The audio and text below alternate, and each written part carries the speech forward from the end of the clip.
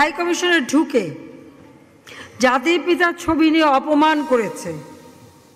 এত সাহস কোথা থেকে পায় আমি জিজ্ঞাসা করি।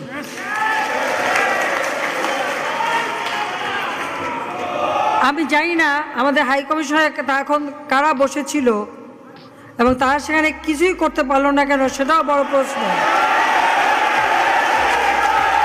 আর আমি আমার প্রবাসী যারা বাঙালি, না আমার প্রবাসী বাঙালিদেরও আমি বলবো যে যারা এই ঘটনাগুলি ঘটিয়েছে তারা চলাফেরা করে না, তাদের দেখেন না।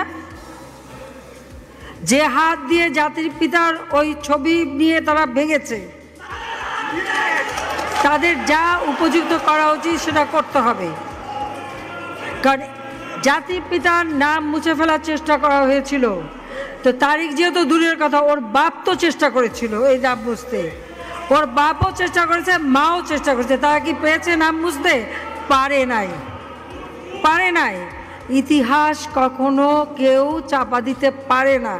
আর জাতির পিতা তার 7 মার্চে ভাষণে বলে গেছে যে বাঙালিকে কেউ দাবায় রাখতে পারবে না, পারে নাই দাবায় রাখতে। তা আজকে এত বড় দুঃসাহস হয়ে যায়।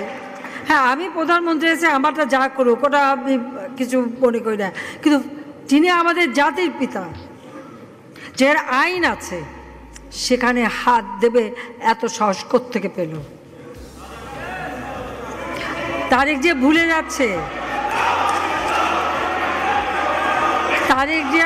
যাচ্ছে যে তার মা দুর্নীতি করে জেলে গেছে।